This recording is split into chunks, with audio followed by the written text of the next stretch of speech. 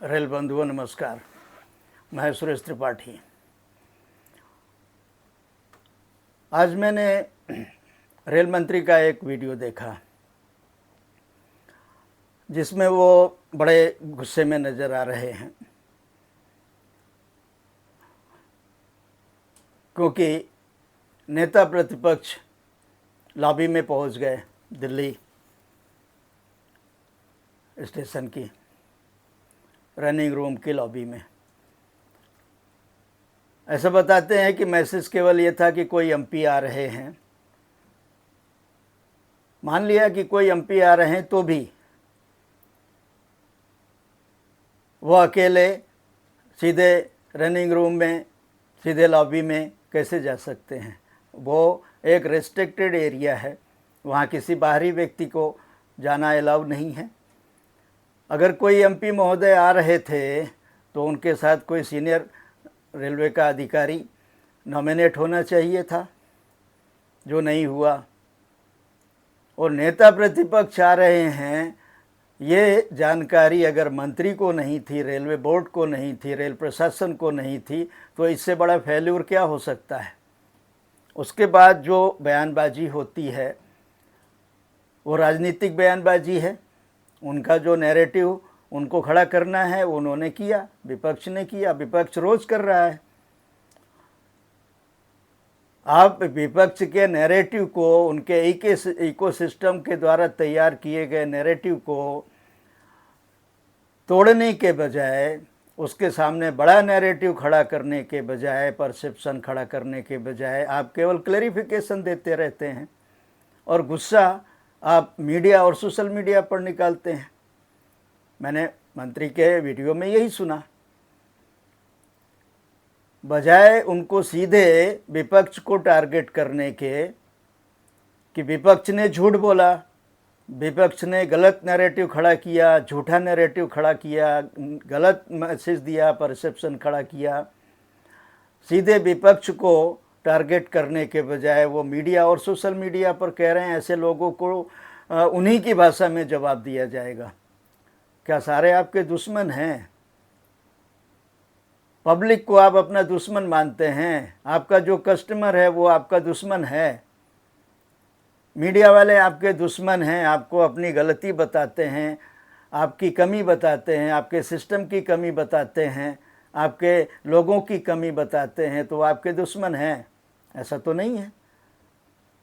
लोकतंत्र में ऐसा तो नहीं होता। तो आप ऐसा क्यों मानते हैं? यानी कि अभी तक आप में राजनीतिक परिपक्वता नहीं आई है। अभी तक आप बाबू ही हैं। प्राइम मिनिस्टर की नकल करने से नहीं चलेगा। बड़े बुजुर्ग कहते हैं नकल करने से अकल नहीं आती, मेहनत करनी पड़ती है उसके लिए। प्राइम मिनिस्टर ने संसद में अगर कहा है तो उन्होंने विपक्ष को टारगेट कहा है कि विपक्ष को उन्हीं की भाषा में जवाब दिया जाएगा, उसी की भाषा में कहा जाएगा, बताया जाएगा। तो उनका कहने का तात्पर्य अलग था। आप उन्हीं की नकल करके आप किसको टारगेट कर रहे हैं? जिसको करना चाहिए उसको तो नहीं कर रहे हैं। या तो आप में साहस की कमी है या तो जानकारी की कमी है। ऐसा क्यों ना माना जाए? आपको बार बार आपकी कमियां बताई गई हैं। आपने करप्ट लोगों के खिलाफ एक्शन नहीं लिया जो प्रमाणित हैं, प्रूव्ड हैं।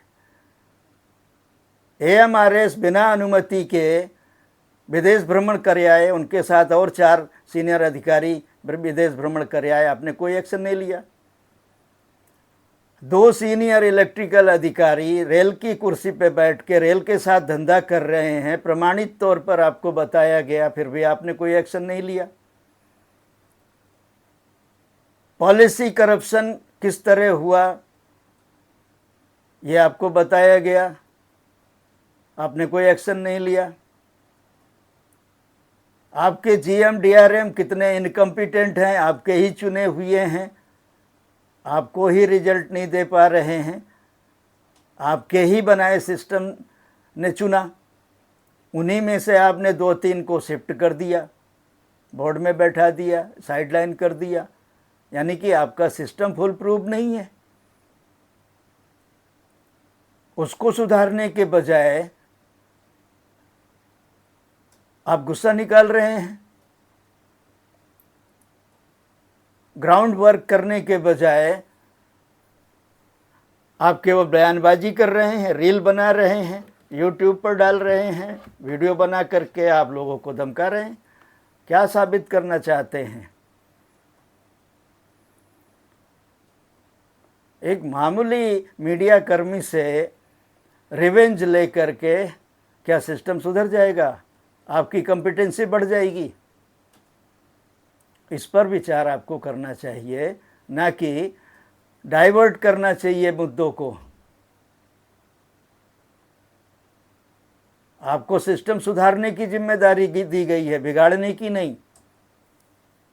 इसलिए चीज़ों पर ध्यान दें। सुधीर सेन से रेल बेपटरी हो चुकी है मंत्री महोदय। यह आपके संज्ञान में बार बार लाया गया है, फिर लाया जा रहा है। आप चीज़ों को समझिए। डीआरएम की गिरफ्तारी, 25-25 लाख के गहने रिश्वत में लेना, 5-7 अधिकारियों की, ब्रांच अफसरों की, इंक्लूडिंग डीआरएम, ये बड़ी शर्मनाक घटना है। आज तक ऐसा नहीं सुनने के मिला कोई अधिकारी, सीनियर अधिकारी, रिटायर्ड मेंबर, जीएम ये नहीं बता पा रहा है कि डीआरएम इस तरह के मामलों में पकड़ा गया हो, अरेस्ट हुआ हो। ये पहली घटना है। ये बहुत शर्मनाक है, और जो आपके टाइम में हुई है। आप ये नहीं कह के बच सकते हैं कि एजेंसियां, सिस्टम अपना काम कर रहा है। आपका चेक बैलेंस नहीं है और आप एजेंसियों का नाम लेकर के जिम्मेदारी से बच नहीं सकते।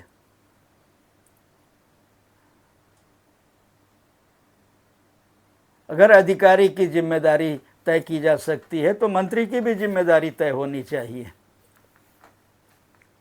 वो क्या कर रहे हैं ऐसे लोगों को, उनके ऊपर निगाह क्यों नहीं है? उनका विजिलेंस सिस्टम इतना लचर क्यों है? इसलिए कि विजिलेंस के करप्ट लोगों को आपका संरक्षण है, रहा है और अभी भी है, जिस तरह बाकी लोगों का है। कितनी घटनाएं हम बताएंगे। हमने अभी डाला है, डिस्क्रिप्शन में हम इसका लिंक देंगे। सुधीर सेन के चलते बेपटरी हुई रेल व्यवस्था, डिस्क्रिप्शन में लिंक है, आप सब पढ़ सकते हैं। मंत्री महोदय पढ़ें, उनके एडवाइज़र पढ़ें, तो शायद उनको थोड़ी अकल आए कि अधिकारीगण क्या सोचते हैं, रेल कर्मचारी क्या सोचता है। जिन अधिकारियों को आपने बाईपास किया, आज आप उन्हीं की आड़ लेकर के अपनी खाल बचा रहे हैं। ये कितना हास्यास्पद है।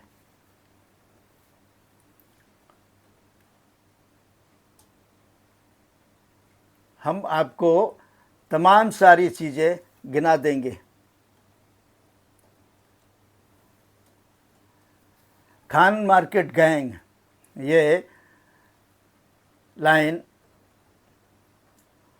मैंने प्राइम मिनिस्टर के भाषण से लिया है। वो Khan market gang, KMG, rail में हमेशा काम करता रहा, मंत्री बदलते रहे, उसका सिस्टम नहीं बदला और आप उसे तोड़ नहीं पाए, बल्कि उसको अपना बगल बच्चा बना लिया। यानी केएमजी के जो सरगना थे मिस्टर सुधीर कुमार, उनको आपने अपना एडवाइज़र बना लिया, मीन्स अपना बगल बच्चा बना लिया। तो केएमजी को संरक्षण मिल गया, केएमजी की पहुंच आप तक सीधे हो गई और नतीजा ये हुआ कि आप तो साइडलाइन हो गए। केएमजी का राज as a de facto rail minister Sudhir Kumar का राज चल गया। आज जो रेल की दुर्गति है वो बिकॉज ऑफ सुधीर कुमार है।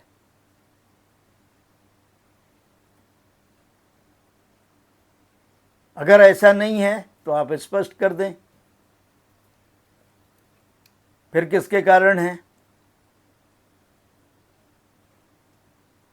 इसका एक कारण और है, ये जो आपने एक्सटेंशन, री एंगेजमेंट 1 महीने पे 11 महीने का, 6 महीने पे 6 महीने का, 4 महीने पे 8 महीने का, आपने जो एक्सटेंशन, री एंगेजमेंट, री एम्प्लॉयमेंट का जो सिस्टम आपने शीर्ष पर चला रखा है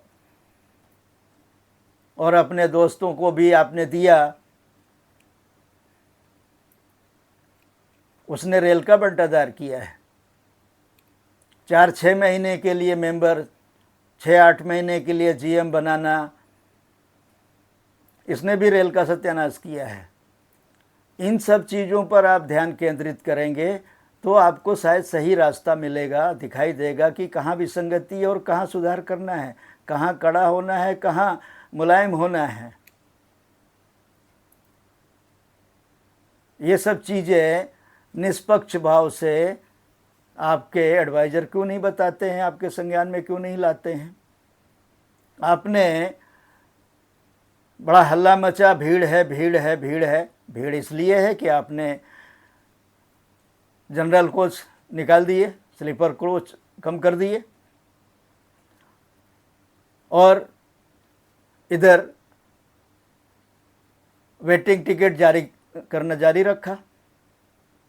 आखिर लोग जाएंगे कहाँ? भीड़ तो बढ़ेगी। आपको किसी ने, सो कॉल्ड एक्सपर्ट ने या जिसने भी आपको सलाह दी कि वेटिंग टिकट वालों को रिजर्व कंपार्टमेंट से उतार दिया जाए या जनरल टिकट वालों को रिजर्व कंपार्टमेंट से उतार दिया जाए, बात सही है, उतार दिया जाए, मगर ये सलाह देने वाला सबसे बड़ा मूर्ख है। जिसने भी ये सलाह दी है आपको, बहुत बड़ी मूर्खता की है उसने। आपका वो शुभचिंतक नहीं हो सकता। इससे तो आपने जनता को, पब्लिक को, रेल यात्री को और ज़्यादा नाराज कर दिया है। बजाय सिस्टम सुधारने के, आपका नियम है, शुरू से है, पहले से है, मान लिया, मगर जब आप उसको सुविधा प्रोवाइड नहीं करेंगे, जगह प्रोवाइड नहीं करेंगे तो कहाँ जाएगा? फिर आप वेटिंग टिकट दे क्यों रहे हैं? जब आप आरएसी देते हैं तो फिर वेटिंग क्यों देते हैं? वेटिंग टिकट आप ख़त्म करिए। तो ये होना चाहिए था, बजाय आप सीधे पैसेंजर को आधे रास्ते में उतार दे रहे हैं। वो कहाँ जाएगा? वहाँ से पेनाल्टी भी ले रहे हैं, पूरा टिकट का रिजर्व चार्ज के साथ में पूरा पैसा ले रहे हैं और रास्ते में उतार दे रहे हैं पेनाल्टी के साथ। कहाँ जाएगा वो? किस गाड़ी में जाएगा वो? इसकी कोई व्यवस्था नहीं है आपके पास, ना आपने इसकी व्यवस्था उपलब्ध कराई। फिर आपने किस आधार पर उनको उतारने का आदेश दे दिया? ये जो इस तरह की जो अधकचरी सलाह, अज्ञानतापूर्ण सलाह जो आपको दे रहे हैं, वो आपके शुभचिंतक नहीं हो सकते। ये सत्य है। बजाय आप सिस्टम सुधारने के ऐसे मूर्खतापूर्ण सलाह पर आप अमल कर रहे हैं।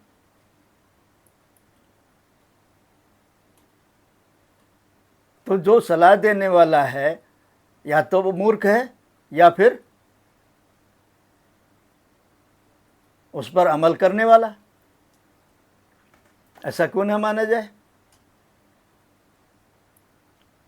तो इस तरह की चीज़ों पर आपको गंभीरतापूर्वक पहले विचार करना चाहिए, मनन करना चाहिए, चिंतन करना चाहिए कि इसका रिपरकशन क्या होगा, सरकार की छवि पर क्या असर पड़ेगा, आपकी छवि पर क्या असर पड़ेगा, रेल मंत्रालय की छवि पर क्या असर पड़ेगा।